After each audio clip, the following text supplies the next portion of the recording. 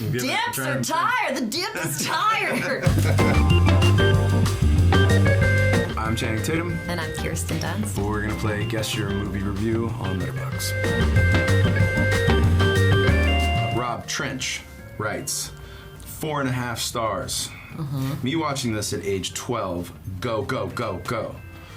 Me watching this at 29, maintaining a healthy work-life balance is incredibly important.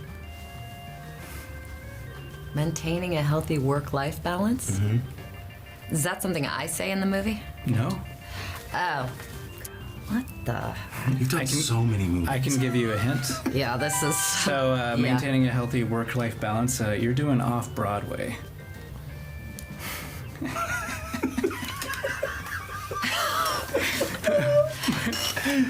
But this is not fair though, because like you've done so many movies. Off-Broadway. I'm in Spider-Man off-Broadway. Exactly, so Spider-Man 2. Oh, because I didn't understand. I thought 12 years old was me. But that's him. Yeah. Can I help you? Yeah, I come to see the show. Oh, I'm sorry, sir. No one will be seated after the doors are closed. So many Letterboxd reviews love the pizza delivery year off-Broadway. They love how Sam is using real world within the superhero. He had a love for Spider-Man that was so beautiful. He really was in touch with that kind of feeling. He was so moving, and he'd talk about it like a little boy. He cared genuinely about making this a meaningful story for people. Sierra writes, this is genuinely one of the best films of our generation in terms of feminist politics, non-toxic displays of masculinity, and generally just having a really fun and wholesome time, and I think we need to have that conversation. 5 stars. Magic Mike 2? Yep, XXL. Ooh, look at you. 1-0. It's the only real reason why we wanted to make a second movie. The first movie is a bit of a weird feathered fish. It's a movie about guys made for women. And I was like, okay, we did it. Like, there's nothing else really there. But while we were making the movie, the guys that were, you know, the sort of the other strippers, they just brought so much to those characters that wasn't very much on the page. They were so good and so into it. And we were like, well, there's kind of an amazing road trip movie there, and like to be able to give, because there wasn't enough real estate in the time of the movie to kind of tell everybody's story, so we just wanted to make a movie about that, but we also wanted to now make the movie even more so to give a woman sort of perspective and voice in the story a little bit. And it's my favorite one out of the three. Aaron writes, I'm dead ass fucking serious when I say this is everything I've ever wanted in a movie. It's kind of general. Unless dead ass is like a hint. Dead ass? I'm dead ass fucking serious when I say this is everything I've ever wanted in a movie. There is a little hint in dead ass. I can say tap dancing in the mortuary. Oh yeah, this is drop dead gorgeous, baby. Dead ass.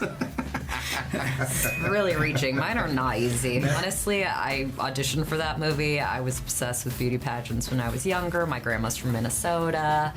So like the whole world, that dark comedic thing, I just love that. So we all just enjoyed ourselves very thoroughly making that movie. Abby writes, 5 stars. Funny how Shakespeare has been real quiet ever since his play was adapted into this masterpiece. I've only done one, so she's the man.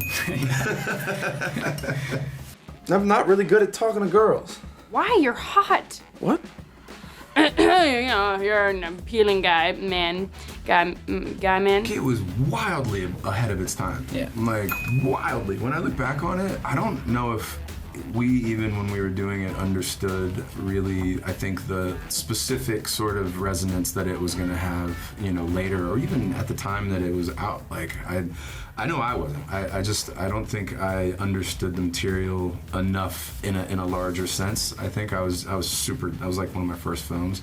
I was just barely hanging on, as just trying to get my words out. I was just like, all right, just say your words, say your words, say your words. And actually, you both starred in Shakespeare adaptations in high school. Yes. Do you know the one that she did? It's okay if you I don't. don't think so. It's called Get Over It. Oh, all right. Yeah, with Ben Foster, and we do Midsummer Night's Dream.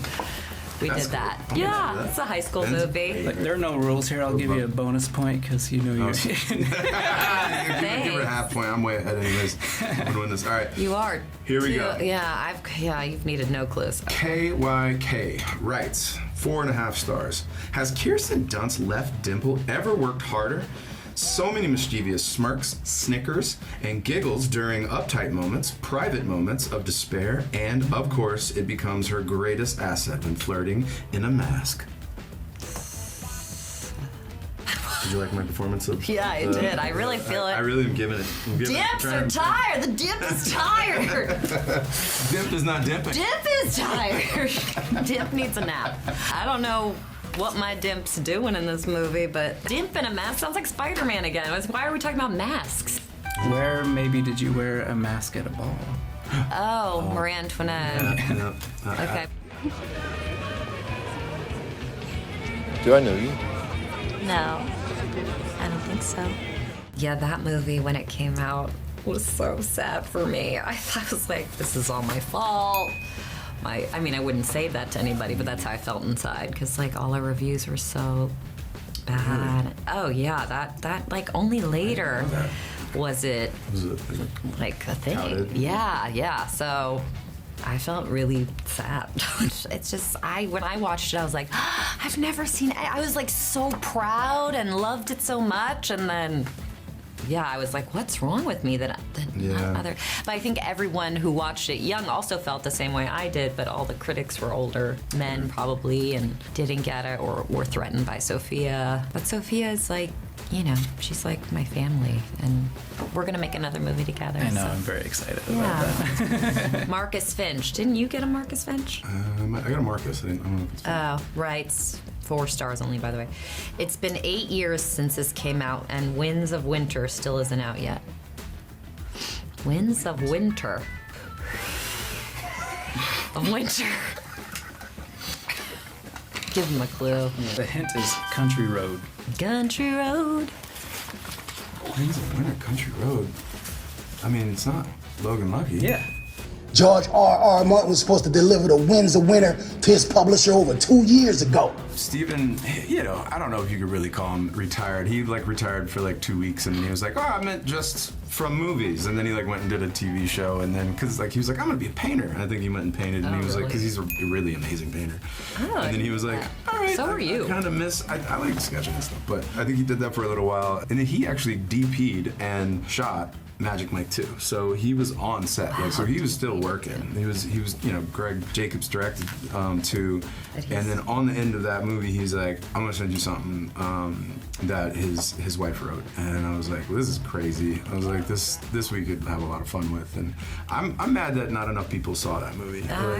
He's one of my favorite. Behind the Candelabra is one of my favorite movies. It's a masterpiece. I love that movie. I love that Everybody's movie. so good in that. That's the game. Channing won 5-4.